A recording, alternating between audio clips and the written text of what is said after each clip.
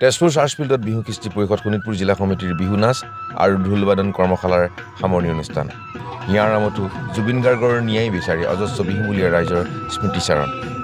অসমীয়া জনজীৱনত প্ৰকৃতি আৰু মানুহৰ নিবিড় সম্পৰ্কক প্ৰতিনিধিত্ব কৰা বাপতিসাহোন ৰঙালী বিহুটি। বিহু প্ৰতিজন অসমীয়াৰ হৃদস্পন্দন।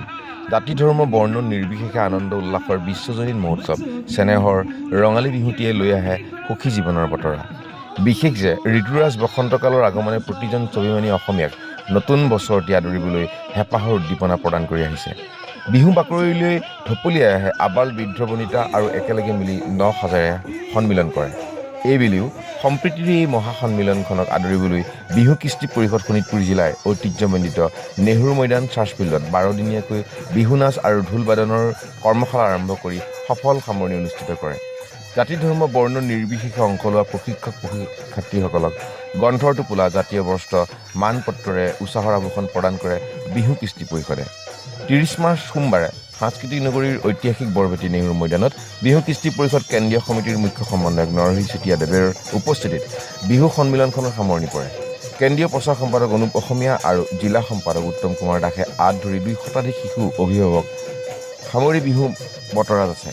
অনুষ্ঠানৰ পাতনিতে হিয়াৰ আমঠু জুবিন গাৰ্গৰ ন্যায় বিচাৰি তেওঁৰ প্ৰতিচ্ছবিত বন্তি প্ৰজ্বলন কৰে জিলা সমিতিৰ সভাপতি জগন্নাথ বৰাই। তেজপুৰৰ বৌদ্ধিক সাংস্কৃতিক বিহুৱা বিহুটি শ্ৰমিক যুৱ সমাজ আৰু সংগঠক প্ৰতিনিধিৰ উপস্থিতিত সম্বৰ্ধনা সভাত প্ৰশিক্ষাৰ্থীসকলক জিলা সাংস্কৃতিক উন্নয়ন বিষয়া অংশুমাই বসুমতাৰে সম্বৰ্ধনা মানপত্ৰ প্ৰদান কৰি অসমীয়া জনজীৱনৰ জাতীয় উৎসৱ চেনেহৰ বিহুটিক নতুন প্ৰজন্মলৈ প্ৰৱাহিত কৰাত বিহু কৃষ্টি পৰিষদ শোণিতপুৰ জিলা উদ্যোগক আন্তৰিক শলাগ জনোৱাৰ লগতে চৰকাৰী ক্ষেত্ৰত সহায় সহযোগ আৰু চানেকি ৰখোৱাৰ আশ্বাস ব্যক্ত কৰে। চাওক দৃষ্টিনন্দন বাবাতৰি। বৰপথাৰ এখন ঐতিহ্যভূমি তেজপুৰৰ কেনেকুৱা অনুভৱ হৈছে আজি সামৰণি অনুষ্ঠান? আজি বিহুৰ এই প্ৰাক মুহূৰ্তত ৰঙালী বিহুৰ প্ৰাক মুহূৰ্তত আমাৰ বিহু কৃষ্টি পৰিষদ অসমৰ শোণিতপুৰ জিলা সমিতিয়ে যি বিহু কৰ্মশালা অনুষ্ঠিত কৰিছিল নেহৰু মৈদান তথা চাৰ্চফিল্ডত, সেই বিহু কৰ্মশালা আজি শেষ অনুষ্ঠান। এই শেষ অনুষ্ঠানত আমি সকলো আমাৰ বিভিন্ন জাতি ধৰ্ম বৰ্ণ নিৰ্বিশেষে সকলো লোক ইয়াত সমবেত হৈছে আৰু আমাৰ প্ৰতিভা সম্পন্ন যিবিলাক শিল্পী আছে বিহুৱা বিহুৱতী সেই সকলো ইয়াত নৃত্য নাচ প্ৰদৰ্শন কৰিব, ঢোল বাদন প্ৰদৰ্শন কৰিব। গতিকে আমি একো মানে গৌৰৱ অনুভৱ কৰিছোঁ আৰু সুখ অনুভৱ কৰিছোঁ যে এই তেজপুৰ নগৰৰ মাজমজিয়াত এনে এটা আমি অনুষ্ঠান পাতিবলৈ পাই আমি খুব গৌৰৱ অনুভৱ কৰিছোঁ। কৰ্মশালা বিহু নাচ আৰু ঢোল বাদন ২০০৬ নেহৰু মৈদান চাৰ্চফিল্ড তেজপুৰ সম্বৰ্ধনা পত্ৰ এখনি বিহু গানেৰে মৰম জনাবৰ কাৰণে আমি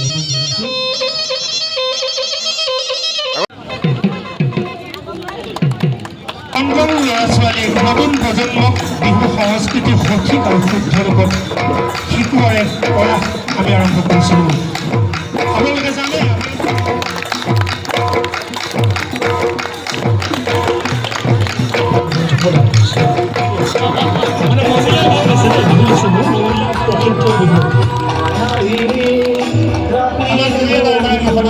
আৰু আছে আমাৰ নিপন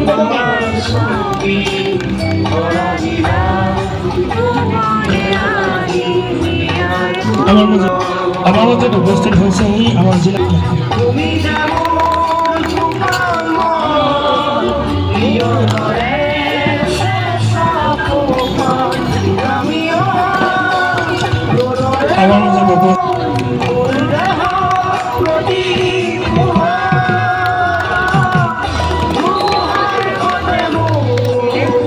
ভাল পাওঁ আপোনালোকৰ লগত কানেক্ট হ'বলৈ মই সুবিধা পাই যাওঁ। আচলতে এইটো আমাৰ কৰ্মৰ এটা পাৰ্ট হয়। আমি যিমান পাৰোঁ আপোনালোকৰ লগতে আচলতে কানেক্ট হ'ব লাগে। আপোনালোকে গ্ৰাউণ্ড লেভেলত কেনেধৰণৰ কাম কৰে সেইটো আমি একচুৱেলি চেনেল হয়। আমি যিহেতু মোৰ ডিপাৰ্টমেণ্ট এইটো মেইন কালচাৰেল ডিগনেটৰিজবিলাক গ্ৰাউণ্ডতনো কি কাম কৰি আছে সেইটো আমি গভৰ্ণমেণ্টৰ লগত কেনেকৈ কানেক্ট কৰি দিব পাৰোঁ সেইটোৱে আমাৰ মেইন কাম। আৰু আপোনালোকৰ কামৰ মাজত থাকিব পালে মই খুব আনন্দিত হওঁ। আজি খুব ভাল লাগিছে, কণ ল'ৰা ছোৱালীবিলাকে ইমান ধুনীয়াকৈ বিহু কৰিছে, চাই খুব ভাল লাগিছে। অভিভাৱকসকলক মই বহুত ধন্যবাদ জ্ঞাপন কৰিব বিচাৰিছোঁ।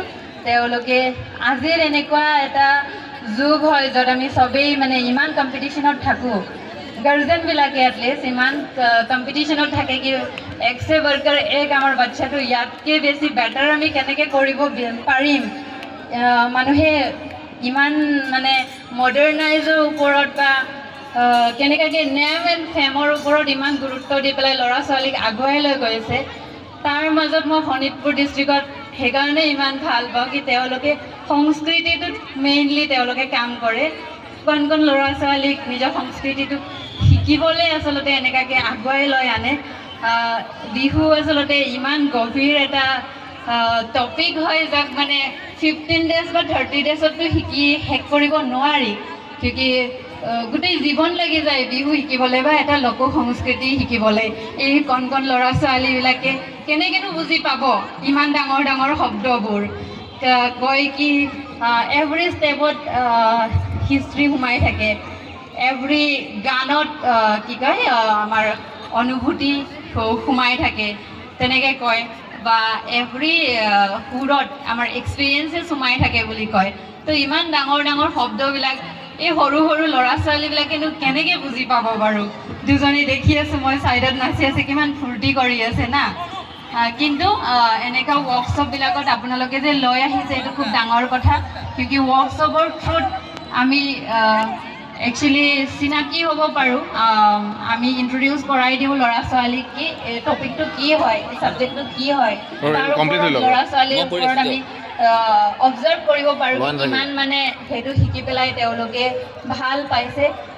সেইটো চাই পেলাই আমি ল'ৰা ছোৱালী যদি এইটো ভাল পাই আছে তেতিয়াহ'লে তাৰ ওপৰত আকৌ ভালকৈ লাৰ্ণ কৰিবলৈ আপোনালোকে আগুৱাই লৈ যাওক ল'ৰা ছোৱালী।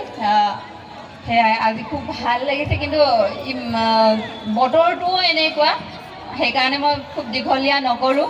আৰু শোণিতপুৰত একচুৱেলি মোৰ স্পীচ দিয়াটো অলপ সেয়া হয়, মানে প্ৰব্লেম আছে মোৰ স্পীচত। কিয়কি মই স্পীচ দি পোৱা নাই এই জবত অহাৰ আগত।